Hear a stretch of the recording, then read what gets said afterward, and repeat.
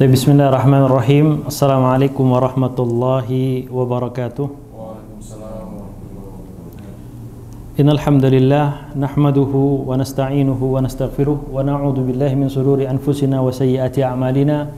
May yahdihillahu fala mudilla lahu.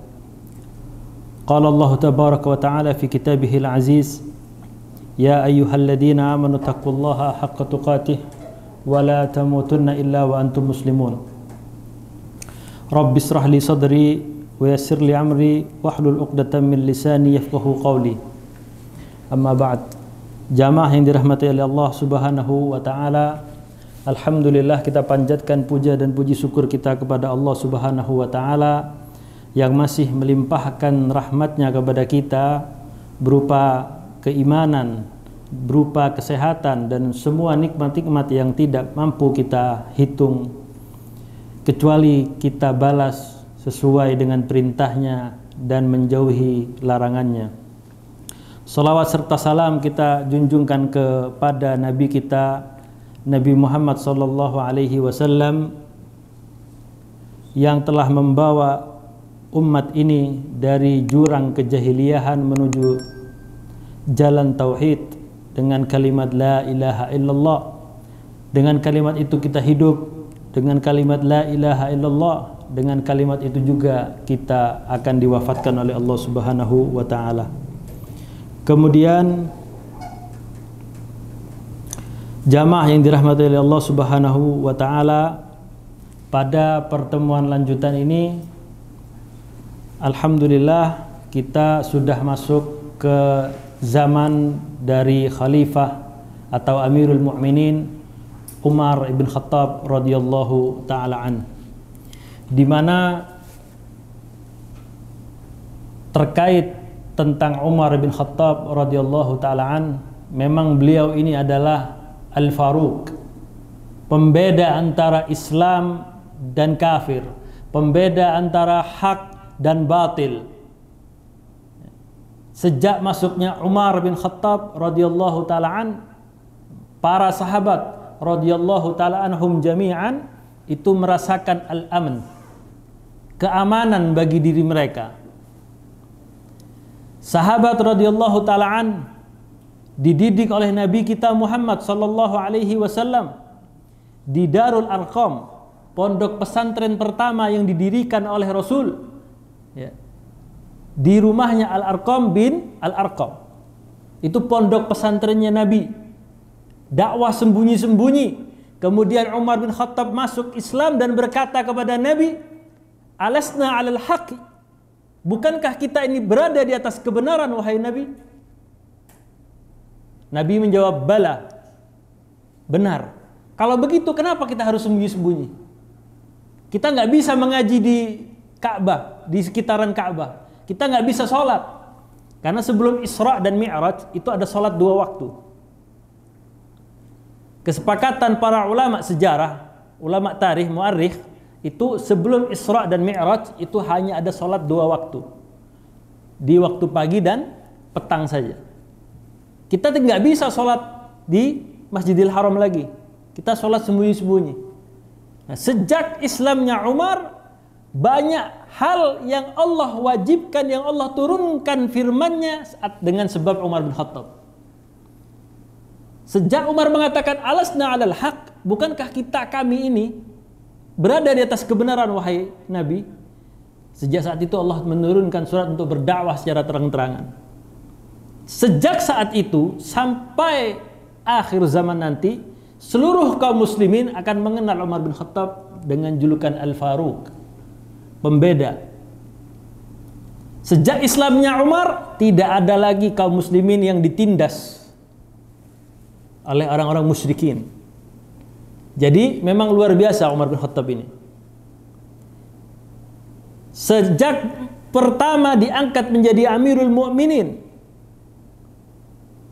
sampai 10 tahun, Umar bin Khattab satu-satunya dari Khulafa ar-Rasyidin yang pemerintahannya itu 2/3 dari dunia.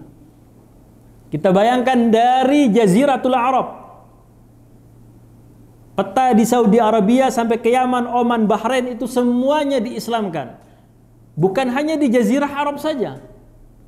Sampai ke Biladul Faris, Persia, negeri-negeri orang Majusi. Bukan saja di daerah Persia, daerah Romawi, Syam. Kalau kita belajar sejarah, Syam dan Persia serta Jaziratul Arab itu tidak akan bisa lepas dari pembahasan. Karena memang daerah-daerah itu adalah daerah-daerah strategis dalam sejarah. Bagaimana pertempuran Qadisiyah yang ditaklukkan oleh Umar bin Khattab dengan jenderal-jenderal panglima-panglimanya, Qa'qa' bin Amr At-Tamimi, kemudian ada Khalid ibn Walid, ada Abu Ubaidah bin Jarrah, dan yang lainnya. 2/3 sampai daerah Syam yang dikuasai oleh Romawi minus Konstantinopel, Turki, itu belum ditaklukkan. Bukan berhenti sampai di situ saja. Sampai ke Mesir itu dibuka oleh zaman Umar bin Khattab. Yang membuka adalah Amr bin As radhiyallahu taala anhum jami'an. Sejak saat itu, sejak saat diangkatnya menjadi Amirul Mukminin, Umar bin Khattab ini radhiyallahu taala anhum adalah khalifah yang daerah kekuasaannya terluas. Dan tidak ada satu fitnah pun yang terjadi di masa pemerintahan beliau. Karena tegasnya Umar bin Khattab, tidak peduli siapapun, meski anaknya sendiri. Ketegasan Umar bin Khattab ke anaknya sendiri yang melakukan kesalahan itu ditegakkan. Bahwa kamu meskipun anak saya salah-salah. Dan dihukum di depan orang banyak. Jadi Islam itu tidak melihat hal, oh ini anak saya, anak penguasa. Tidak. Kalau sudah yang dihukum itu adalah anak-anak orang yang tidak bersalah, anak-anak orang yang tidak mempunyai harta kedudukan, dan meninggalkan yang salah orang-orang yang kaya, orang-orang yang mempunyai harta selalu menjadi pemenang atau yang benar, itu akan hancur dunia ini. Karena tumpul ke atas dan tajam ke bawah. Islam adalah agama yang adil, dan ini yang dilakukan oleh Umar bin Khattab. Jadi terluas. Nah, kita masuk ke jasa-jasa Umar bin Khattab radhiyallahu taalaan dan terbunuhnya Umar bin Khattab. Jadi jamaah yang dirahmati oleh Allah Subhanahu wa taala, Umar bin Khattab ini banyak dikenal dengan istilah sahabat yang diberikan ilham oleh Allah Subhanahu wa taala. Semua perkataan Umar bin Khattab itu 90% jadi kenyataan. Ketika peperangan Yarmuk, Umar bin Khattab duduk di masjid hanya memegang tongkatnya. Kabar belum datang dari Yarmuk apakah kemenangan diraih oleh muslimin atau kekalahan. Allah berikan ilham kepada Umar bin Khattab radhiyallahu taala an, dan mengatakan kepada kaum muslimin yang tidak ikut jihad, telah menang kaum muslimin. Kabar belum datang. Tahu dari mana Umar bin Khattab? Orang-orang yang saleh, orang-orang yang dekat takwanya kepada Allah tabaraka wa taala, itu pasti mempunyai kelebihan. Dan itu janjinya Allah Subhanahu wa taala. Inna akramakum indallahi atqakum. Yang paling mulia di antara kalian adalah orang yang paling takwa. Ada faedah ketika kita takwa kepada Allah Subhanahu wa taala. Allah akan berikan kepada kita hal-hal yang tidak diberikan kepada orang-orang yang tidak bertakwa. Termasuk Umar bin Khattab. Beliau sudah jelas adalah Umar bin Khattab Al-Faruq. Kemudian adalah menikah dengan Waalaikumsalam warahmatullahi wabarakatuh. Ya. Anaknya adalah Hafsah, dinikahi oleh Nabi Muhammad SAW. Kemudian adalah orang yang pertama kali dari orang-orang yang masuk Islam awalin. Banyak keutamaan-keutamaan Umar bin Khattab. Jadi muhaddatsun ay mulhamun, yang diberikan ilham oleh Allah tabaraka wa taala. Nah, ketika di akhir zaman pemerintahan Umar itu memasuki usia senja. Nah, usia senja di antara umatnya Nabi Muhammad SAW itu antara 50 sampai 60. Beda dengan umat-umat Nabi terdahulu yang umurnya ratusan tahun. Umurnya Nabi Muhammad, umatnya Nabi Muhammad, zamannya Nabi Muhammad, postur badannya lebih kecil, umurnya lebih pendek. Kita tahu sejarah bagaimana kaum Ad, kaum Tsamud yang mengukir gunung-gunung dengan kedua tangan mereka. Kira-kira besarnya seperti apa? Itu bangsa-bangsa terdahulu. Nabi Nuh berdakwah 900 tahun. Nabi Muhammad hanya berdakwah 23 tahun saja. Antara 22 atau 23 tahun. 10 tahun di Makkah, 13 tahun di Madinah. Hanya seperti itu.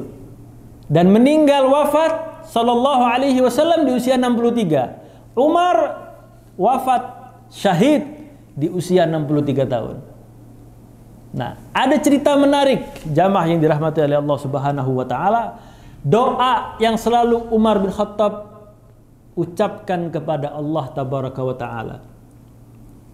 Umar bin Khattab selalu berdoa, ya Allah, ya, izinkan aku mati syahid. Dan izinkan aku juga dikebumikan atau dikuburkan di tanah nabimu. Di mana? Tanah Nabi itu di mana? Madinah. Nah, kalau lahir Nabi Muhammad di Makkah. Kan tapi dikuburkan di Madinah Al-Munawwarah. Akhirnya doa itu diijabah oleh Allah Subhanahu wa taala. Doa Umar bin Khattab, ingin mati syahid, syahid. Ingin dikebumikan di tanah Nabi, yaitu di kota Madinah Al-Munawwarah, Allah izinkan. Enggak sembarang orang bisa dikubur di tanah Madinah Al-Munawwarah.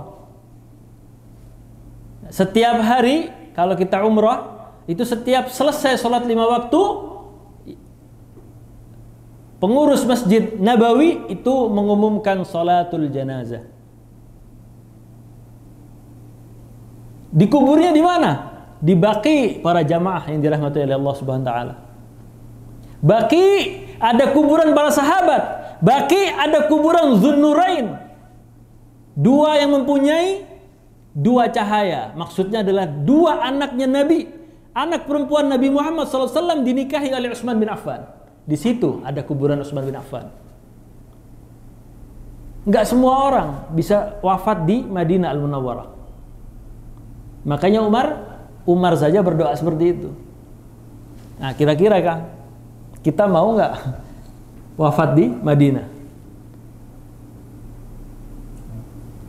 Insya Allah. Dan mati dalam keadaan syahid. Entah menuntut ilmu, entah mencari nafkah, entah jihad. Syahid yang paling tinggi adalah jihad. Karena memang berbeda. Jenazah ketika syahid dalam menuntut ilmu itu masih dimandikan, dikafankan. Kalau jihad fisabilillah, peperangan yang hak antara muslimin dan orang-orang kafir, itu tidak perlu dikafankan, tidak perlu dimandikan, dikubur ala ma huwa fi. Sesuai kondisinya, dikubur. Jelas dalam penanganan jenazahnya itu berbeda. Jadi jihad syahid yang paling level tertinggi adalah jihad fi sabilillah. Kemudian doa Umar ini diijabah oleh Allah Subhanahu wa taala. pada pagi hari ketika Umar bin Khattab ini mengimami sholat subuh, sholatul fajar.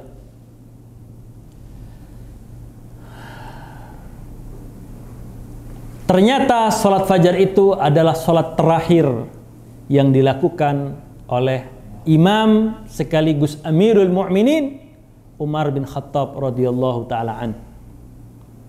Ketika sholat sudah dimulai, saf kaum muslimin sudah mulai rapat. Di situ ada seorang majusi yang bernama Abu Lu'lu'ah Fairuz namanya. Fairuz, Abu Lu'lu'ah Fairuz namanya, Al-Majusi. Jadi nggak semua nama Fairuz itu perempuan. Ada yang laki-laki. Nah, dia adalah orang Majusi. Sampai kapanpun orang-orang Majusi itu dendam kesumat oleh Umar bin Khattab. Karena kerajaan mereka, Persia, itu sudah ada 1200 tahun sebelum Islam ada, sebelum Nabi Muhammad lahir, itu mereka sudah berperang satu sama lain dengan bangsa Romawi. Mereka bangsa kuat. Ketika Nabi Muhammad diutus mengirimkan surat kepada Kaisar Herakli, kepada penguasa Persia. Nah, kalau Persia ini langsung sombong mereka. Disobek surat dari utusan Nabi Muhammad. Maka doa dari Nabi Muhammad, Allahumma mazzik mulkahum. Ya Allah, sobeklah kerajaan mereka seperti mereka menyobek suratku. Dikabulkannya kapan doa Nabi ini? Di zaman dari Umar bin Khattab radhiyallahu ta'ala, seluruh negara Persia, kerajaan Persia hancur rata dengan tanah. Bahasa kiasan. Tapi kalau dalam Islam tidak boleh merusak tanaman, tidak boleh membunuh orang-orang yang tidak memegang senjata, tidak memerangi kita, anak kecil, perempuan, kemudian orang-orang yang sudah berumur, itu nggak boleh. Bahkan gereja mereka, tempat ibadah mereka tidak boleh kita rusak. Ini inti ajaran Islam. Sampai tempat ibadah orang-orang selain Islam nggak boleh dihancurkan, bahkan harus dilindungi. Dalam peperangan itu rahmatan lil alamin, seperti itu. Tapi kenapa justru Islam yang rahmatan lil alamin sekarang dituduh sebagai terorisme? Sudah nggak laku jualan terorisme, sekarang jualan lagi toleransi yang kelewat batas toleransinya. Sudah nggak laku. Sekarang gelombang muslimin di Eropa, di Amerika ini luar biasa. Mereka enggan untuk menikah. Mereka pacaran dulu, zina dulu, cocok, lanjut. Mau punya anak silahkan. Tapi mereka itu anti dalam kaitan menikah. Karena menikah itu harus mempunyai perjanjian yang sangat kuat. Karena Islam ketika kita ijab qabul, itu persaksian kita dengan Allah tabaraka wa ta'ala. Mereka enggak siap untuk melakukan perjanjian nikah. Maka mereka banyak melakukan hubungan di luar pernikahan. Tapi sudah punya anak. Dicoba, oh saya cocok ternyata. Ya sudah punya anak, baru menikah. Banyak itu. Mereka jarang mempunyai keturunan.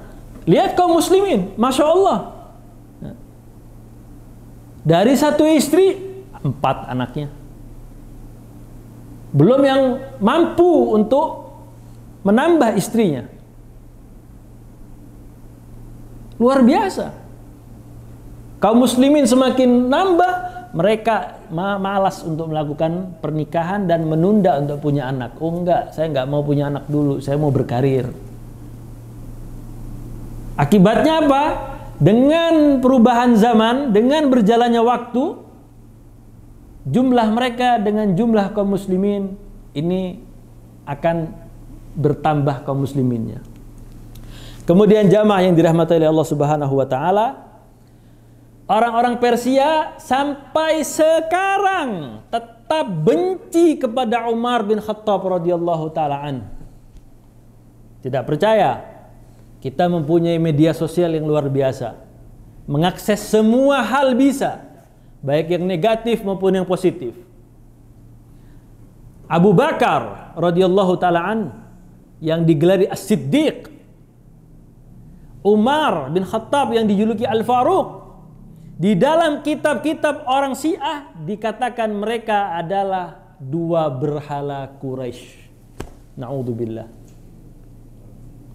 Bahkan pembunuh dari Umar bin Khattab, Abu Lu'lu'ah Al-Majuzi, itu dipuja-puja di negara Persia. Negara Persia sekarang di mana? Ah iya, di situ. Benci karena diklaim, mereka mengklaim bahwa Abu Bakar, Umar, Utsman itu merampas hak dari Imam Ali bin Abi Thalib radhiyallahu taala anhum jami'an. Dengan hanya membawa sebuah hadis, man kuntu maulahu fa aliyun maulah.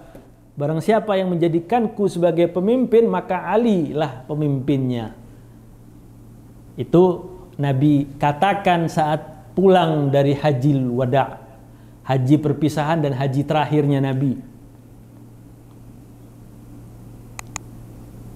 Para ulama menafsirkan hadis tersebut dengan itu terkait perihal ghanimah dari negeri Yaman yang Ali bin Abi Thalib dijadikan pemimpinnya.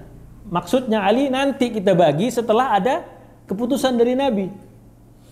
Kalau belum ada keputusan dari Nabi, jangan dibagi sekarang. Nah, Rasulullah dengar. Makanya Rasulullah menyampaikan man kuntu maulahu fa aliyun maulah. Dan Syiah ini berbohong. Tidak logis, dihadiri dengan ratusan ribu kaum muslimin katanya. Hajjul Wada itu disampaikan ketika selesai haji, perjalanan pulang dari Mekah ke Madinah. Kira-kira orang yang dari Yaman, orang yang dari Bahrain, orang yang dari Amman atau Oman sekarang, itu kira-kira ikut ke Madinah dulu terus baru pulang ke negaranya, apa pulang langsung? Pulang langsung, dari peta aja sudah berbeda. Kecuali yang memang kaum muslimin dari arah atau area utara. Madinah di utara Mekah. Di atasnya lagi itu ada Yarmuk. Banyak.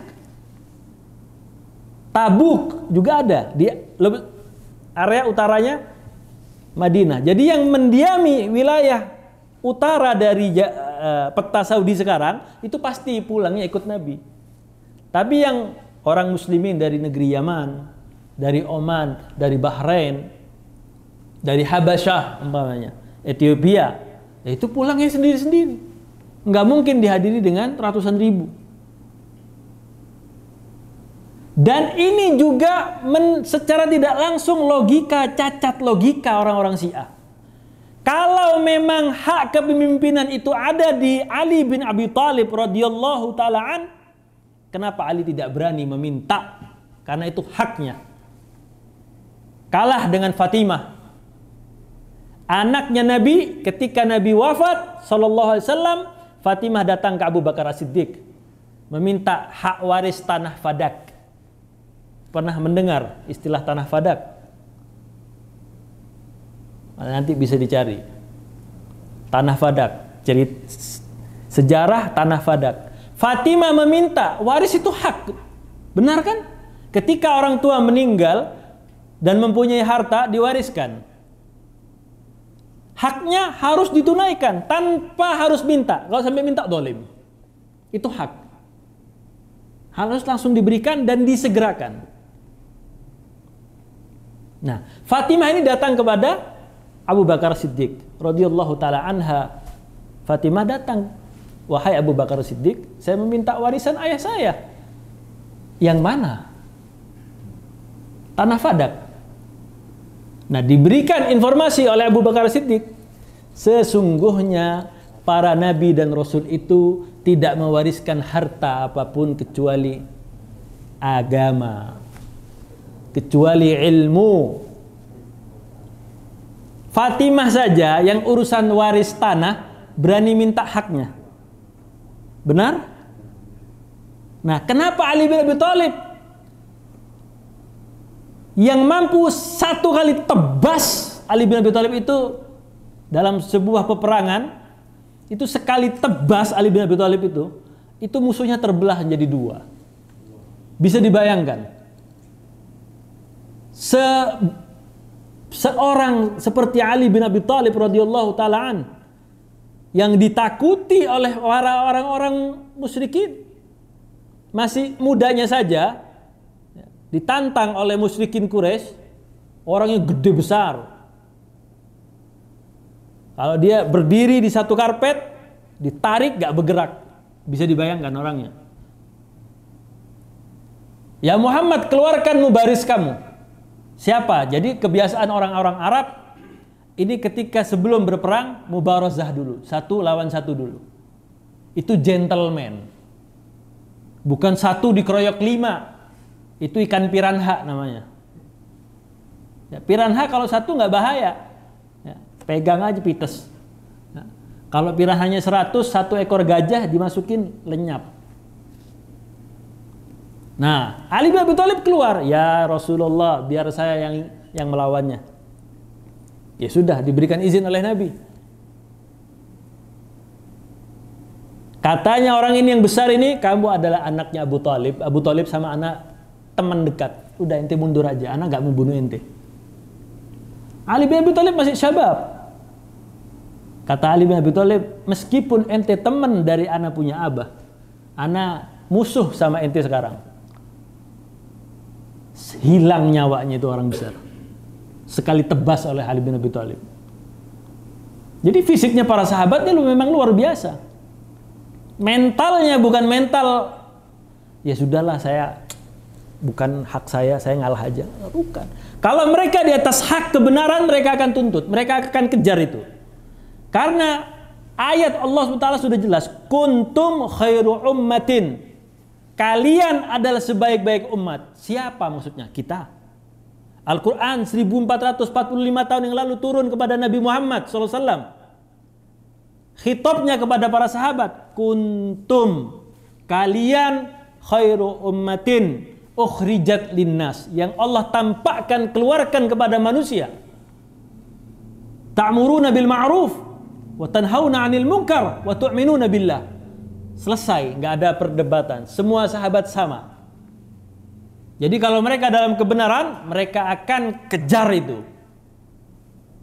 Contoh, next time kita akan bahas bagaimana kejadian fitnah Siffin, peperangan antara Muawiyah bin Abi Sufyan bukan melawan sih, sebenarnya berperang dengan Ali bin Abi Thalib. Dua-duanya mengklaim bahwa dirinya di atas kebenaran. Ini sifat mereka. Kalau mereka yakin mereka ada di atas kebenaran, mereka akan lawan. Nah, tuduhan orang-orang Syiah kepada Ali bin Abi Thalib, oh Abu Bakar, Umar itu mengambil hak imamnya, Imam Ali. Dan akidahnya mereka, ya, maksum. Imam Ali itu maksum. Bebas dari salah dan dosa, sama seperti Nabi. Dan anak keturunannya maksum. Sampai ke 12 imam. Syiah Isna Asyariyah Ja'fariyah. 12 imam. Imam yang pertama, Imam Ali. Yang kedua sudah jelas Hasan bin Ali. Yang ketiga Husain, sudah jelas. Yang keempat anak-anaknya Husain. Kenapa anak-anaknya Hasan tidak diakuin sebagai imam? Karena Hasan memberikan tampuk kepemimpinan kepada Muawiyah bin Abi Sufyan. Ketika Ali bin Abi Thalib wafat, dibunuh juga. Dibunuh juga Ali bin Abi Thalib. Nah, dibunuh juga kubu dari Muawiyah bin Abi Sufyan yang berada di Syam. Itu tidak yakin bahwa Hasan akan melakukan agresi militer kembali. Karena Hasan adalah cucu dari Nabi Muhammad SAW dan yang paling mirip fisik beserta akhlaknya. Maka dari itu Hasan memberikan tampuk kepemimpinan kepada Muawiyah bin Abi Sufyan dengan mengatakan, tidak pantas untukku memperebutkan tahta kedudukan dunia. Ente ambil kalau ente mau. Makanya tahun itu disebut Amul Jamaah, tahun persatuan. Karena sudah ada fitnah Siffin, Muawiyah dengan Ali bin Abi Thalib. Kemudian ada Jamal, Ummul Mukminin Aisyah radhiyallahu taala anha, difitnah sampai terjadi peperangan antara kubu dari Ummul Mukminin dengan Ali bin Abi Thalib. Jadi semenjak wafatnya Umar bin Khattab ini fitnah terbuka lebar. Karena ketegasan Umar ini menutup pintu fitnah. Nah, kembali lagi, salat fajar terakhir dari Umar bin Khattab radhiyallahu taala an. Saat Umar bin Khattab melakukan salat subuh, Abu Lu'lu'ah laknatullah alaih ini pura-pura dia Islam, masuk ke dalam shaf dan menyelipkan khanjar. Tahu khanjar? Bukan pedang. Kalau pedang ketahuan. Khanjar ini kalau kata orang Yaman apa? Jambe ya. Pendek segini. Cuma dia mempunyai, menurut muarrikhin, ulama-ulama sejarah, dia mempunyai dua mata. Jadi seperti pedangnya Ali bin Abi Thalib, Zulfikar, yang mempunyai dua seperti ini. Nah, tapi dia pendek. Saat Umar bin Khattab menjadi imam salat subuh, disitulah Abu Lu'lu'ah al-Majusi laknatullahu alaih menusukkan 6 sampai 9 kali tusukan ke perut dan punggung dari Umar bin Khattab radhiyallahu taala an, dan Umar masih berdiri sampai isi perutnya keluar. Dan Umar masih sadar saat itu. Mundur dan menyuruh Abdurrahman bin Auf untuk ganti menjadi imam. Luar biasa iman mereka.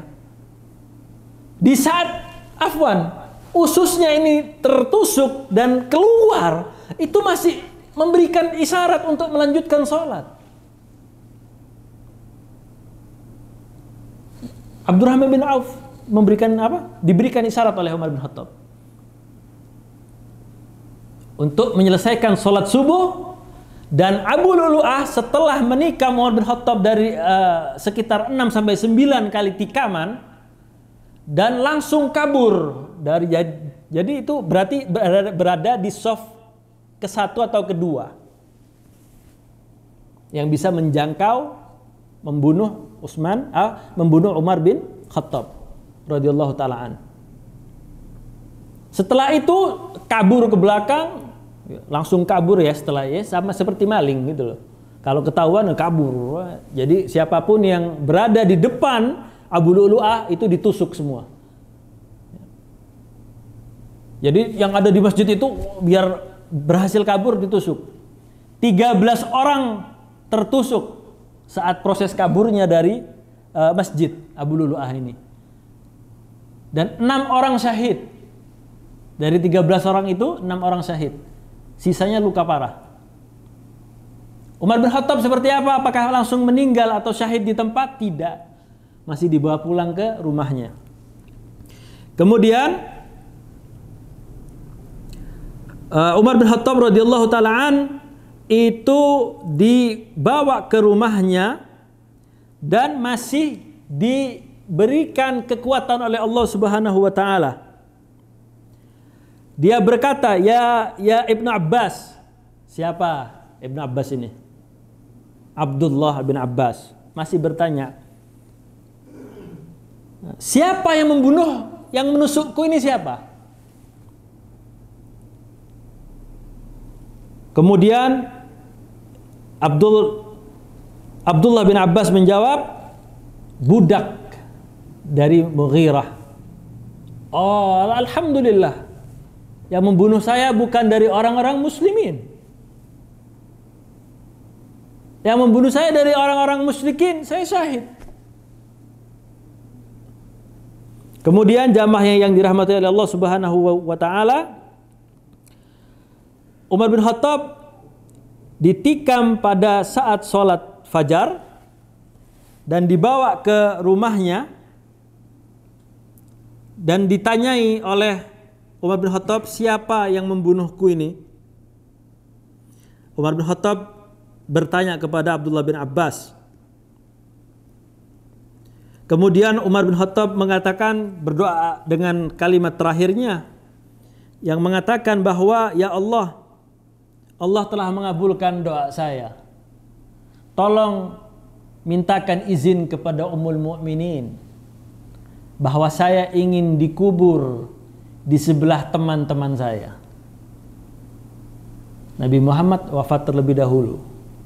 Kemudian Abu Bakar As-Siddiq, mertuanya Nabi sallallahu alaihi wasallam. Kemudian dikuburkan di samping. Kalau kita masuk ke Raudhah, itu pasti makam itu ada 3 kuburan itu. Tutup sekarang, dijaga. Itu yang ada di situ adalah Nabi kita Muhammad sallallahu alaihi wasallam, Abu Bakar As-Siddiq dan Umar bin Khattab radhiyallahu taala an. Ummul Mukminin Aisyah mengatakan, sebenarnya saya pengen booking di situ, gitu. Booking tempat. Itu rumah masa depan kita. Berapa kali berapa dan berapa dalamnya, berapa meter. Itu rumah kita nanti. Rumah yang kita tinggali, harta yang kita tinggali, yang kita pakai, kusimat, sudah dibagi waris. Istri yang kita tinggal, mungkin nikah lagi.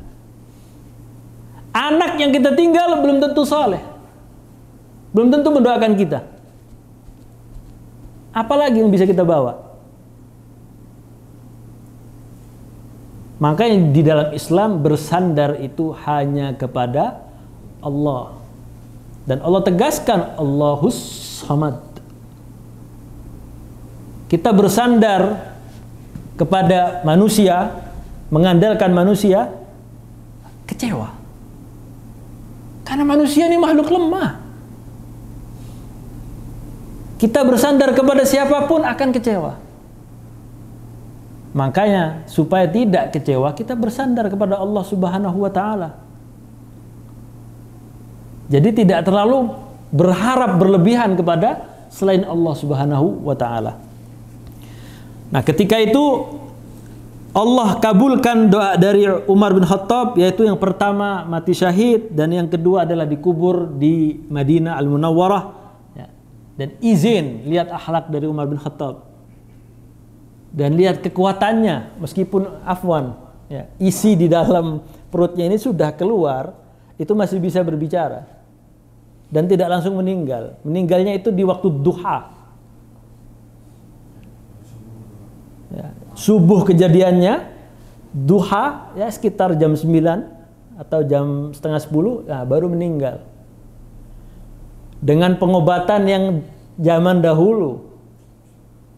Gak ada pengobatan langsung dibawa, dijahit, ini disuntik, dibius, gak ada. Dan Umar bin Khattab memberikan wasiat kepada anaknya, jangan ada yang menjadi khalifah lagi dari anak keturunanku, cukup aku saja yang akan dihisab oleh Allah Subhanahu wa taala. Nggak boleh sama Umar bin Khattab. Udah cukup. Saya saja. Anak keturunanku jangan. Tapi Allah mentakdirkan lain. Ya.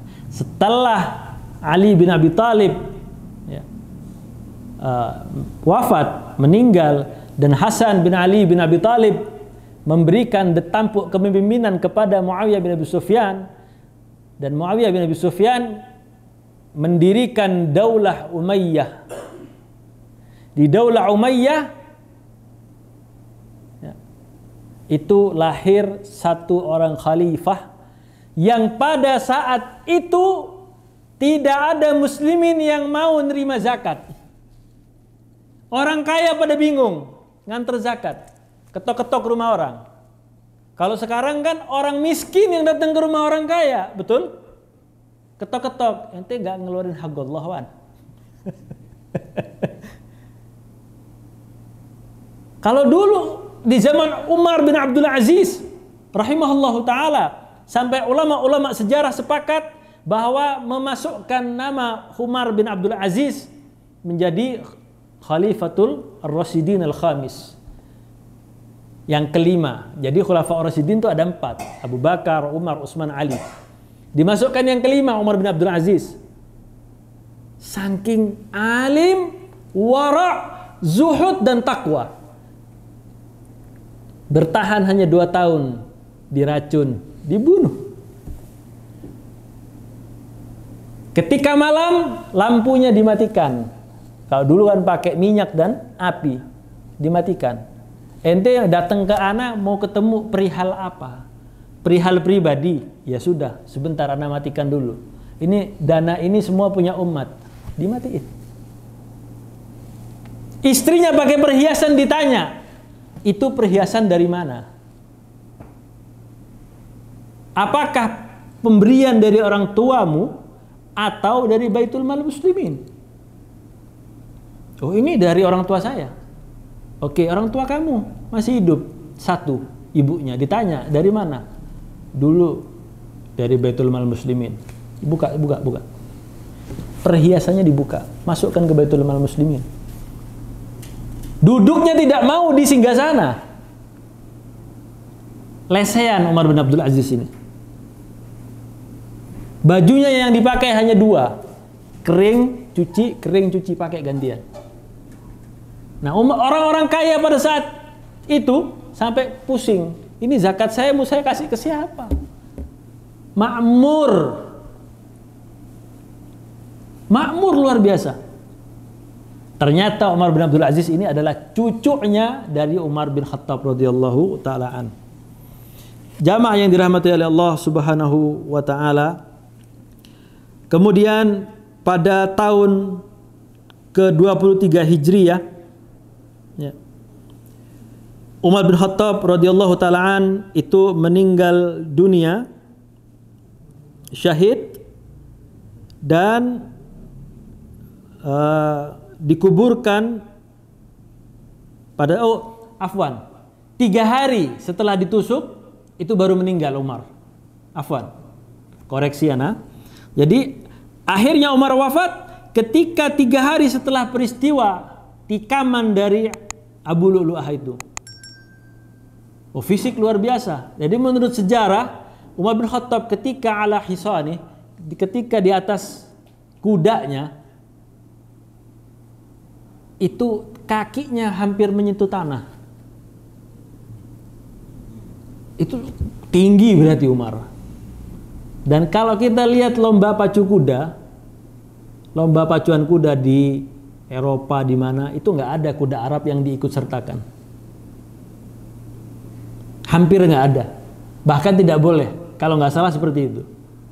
Kuda Arab itu bukan untuk pacuan, karena berbeda. Power mereka itu biasa lari di pasir. Pasir itu begitu kita injak, masuk kaki kita. Jadi ada beban. Itu latihannya mereka. Latihan kudanya, kuda-kuda Arab tuh seperti itu. Jadi nggak boleh ikut pacuan kuda. Jadi ketika diriwayatkan Umar bin Khattab ini ketika menaiki kudanya, itu kakinya sampai menyentuh tanah. Jadi setelah 3 hari wafat dan dikebumikan di hari Ahad di awal bulan Muharram. Jadi ditusuknya itu di bulan Zulhijjah. Tanggal 25 Zulhijjah. Wafat pada tanggal Muharram, di bulan Muharram di awal Ahad bulan Muharram dan dikebumikan di kamar Nabi Nah, jadi kuburan Nabi itu sebenarnya adalah kamar Nabi, ranjangnya Nabi. Ketika Nabi Muhammad SAW wafat, sahabat ribut. Ini mau dikuburkan di mana? Oh, di sini. Oh, apa kita bawa lagi ke Mekah? Oh, enggak. Abu Bakar datang membawakan sebuah hadis dari Nabi bahwa tidaklah seorang Nabi meninggal kecuali dia dikuburkan di tempat mana ia meninggal. Dia meninggal di sini, ya sudah, diangkat kasurnya dan digali, dibuat kuburan. Jadi yang kita lihat itu di Raudhah sekarang ya itu rumah Nabi dulu. Hanya kuburannya Nabi aja. Tapi karena bertambah ada kuburan dari Abu Bakar As-Siddiq, ada kuburan dari Umar bin Khattab, diperluas. Dulunya itu tidak masuk dari wilayah Masjid Nabawi. Tapi karena kaum muslimin semakin tahun semakin banyak jumlahnya, semakin bertambah jumlahnya, maka perluasan Masjid Nabawi diperlukan. Sejak saat itu di zaman Utsman bin Affan barulah kuburan atau rumah Nabi sallallahu alaihi wasallam dan kuburan Abu Bakar dan Umar itu masuk ke area masjid. Jadi itu sejarahnya. Itulah yang disebut antara mimbar dan rumahku Raudhah min Riyadil Jannah. Itu orang yang berlomba-lomba untuk masuk ke dalam Raudhah itu. Apapun doa kita akan mustajab, kan terkabul. Jadi orang berlomba-lomba. Banyak yang salah. Pikirnya baru masuk, oh ini semuanya sudah Raudhah. Enggak. Fokus sama tiang. Kalau tiangnya tiang kuno, itu Raudhah. Jadi begitu masuk ke dalam Raudhah, itu ada beberapa tiang. Jadi ada beberapa tiang bulat. Kalau yang baru lihat, ini sepertinya bangunan baru. Kalau Raudhah itu tidak luas, hanya beberapa meter aja. Tiangnya masih tiang di zaman dibangun oleh Turki Utsmani, Daulah Turki Utsmani. Tiangnya masih model-model klasik. Itu Raudhah. Sampai ke area mihrab. Mihrab yang sekarang itu, di mana sih tempatnya imam kalau di Nabawi? Ya di Raudhah itu. Di samping kuburan Nabi, itu ada mihrab. Di situ tempat imam. Nah, kemudian jamaah yang dirahmati oleh Allah Subhanahu wa taala, kemudian wafat di tanggal 3 Muharram dan Utsman bin Affan dilantik pada malam terakhir dari bulan Zulhijjah. Jadi sebelum Umar bin Khattab itu syahid atau wafat, Umar bin Khattab sudah tidak bisa apa-apa. Sudah menunggu ajalnya tiba. Kaum muslimin tidak boleh tanpa pemimpin. Bukan kaum muslimin saja sebenarnya. Semua bangsa, semua negara, kalau nggak ada pemimpin, yang berlaku adalah hukum hutan. Yang kuat yang berkuasa. Nah, sejak saat itu pada 25 Zulhijjah, Utsman dilantik pada malam terakhir. Dengan demikian ia memulai kekhalifahan Utsman bin Affan pada bulan Muharram tahun ke-24 Hijriyah. Kemudian beberapa jasa-jasa dari Umar bin Khattab radhiyallahu taala an itu memang luar biasa. Yang pertama, tidak bisa kita pungkiri, meskipun Umar bin Khattab kebijakan pertamanya mencopot Khalid bin Walid, tapi bisa menaklukkan beberapa negara, negara bagian dari Persia. Itu step by step, nggak semuanya satu kali perang kalah semuanya, runtuh kerajaan Persia, enggak. Jadi ada yang namanya peperangan Yarmuk itu dimenangkan oleh Umar bin Khattab, oleh kaum muslimin. Kemudian menaklukkan juga Damaskus, Suriah. Kemudian yang kita bahas di pertemuan sebelumnya, penaklukan Ajnadain sebelum masuk ke Baitul Maqdis. Kemudian menaklukkan Baitul Maqdis, dipanggil Umarnya, diberikan kunci. Ini kuncinya, ente terima sendiri. Bahkan orang-orang kafir, orang-orang Nasara, orang-orang Nasrani itu bingung, yang Umar ini yang mana? Sempat disangka Amr bin As adalah Umar bin Khattab. Sempat disangka Muawiyah bin Abi Sufyan adalah Umar bin Khattab. Akan tapi Umar bin Khattab adalah orang yang saat menerima kunci Baitul Maqdis, dibuka sendalnya, ditenteng sendalnya dengan tangannya dan menerima kunci. Kemudian penaklukan tidak berhenti di Baitul Maqdis. Penaklukan Mesir itu di zaman Umar bin Khattab dengan panglimanya yang bernama Amr bin As. Amr bin As ini sebagai penutup adalah orang yang unik. Pada saat pemerintahan Umar itu ada wabah yang disebut Ta'un. Ta'un ini penyakit panas, sesak nafas. 3 hari kemudian ada yang meninggal. Sebelum meninggal mungkin keluar bisul-bisul, keluar nanah, keluar darah sampai meninggal.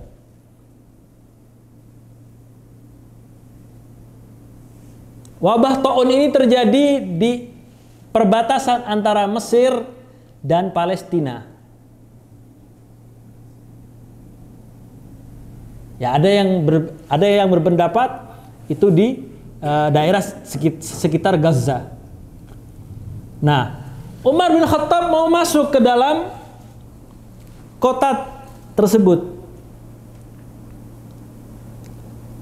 tapi dilarang oleh para sahabat yang lain, termasuk yang syahid kena penyakit Ta'un, wabah Ta'un itu adalah Abu Ubaidah bin Jarrah. Itu kena wabah Ta'un. Kurang lebih 25.000 muslimin kena wabah Ta'un di zaman Umar bin Khattab. Daerahnya disebut Amwas. Bingung sahabat, tapi yang menemukan solusi adalah Amr bin As. Apa solusinya? COVID-19 baru terjadi beberapa tahun yang lalu, 1445 tahun yang lalu, Amr bin As sudah menemukan caranya untuk mengkarantina. Ini menularnya luar biasa. Ta'un ini nularnya lewat angin, lewat udara, lewat kita berbincang-bincang seperti ini, sama seperti COVID. Kalau menurut para ulama, Ta'un adalah penyakit yang disebabkan oleh tikus. Kalau COVID, ada yang mengatakan itu dari kelelawar. Awal-awalnya kan seperti itu. Ya wallahu a'lam lah, awal-awalnya dari mana. Ya, bukan bidang kita juga. Ada yang mengatakan oh itu konspirasi, ya, Freemason atau Illuminati, ya, wallahu a'lam sudah. Intinya cara mengkarantina itu ditemukan oleh Amr bin As radhiyallahu taala an. Orang-orang daerah situ tidak boleh keluar, dijaga. Orang-orang yang di luar daerah situ nggak boleh masuk. Maka wabah itu tidak menyebar ke seluruh wilayah kaum muslimin. Itu Amr bin As.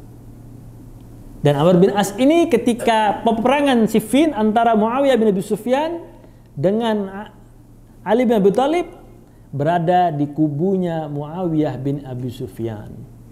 Kita akan bahas pada saatnya nanti.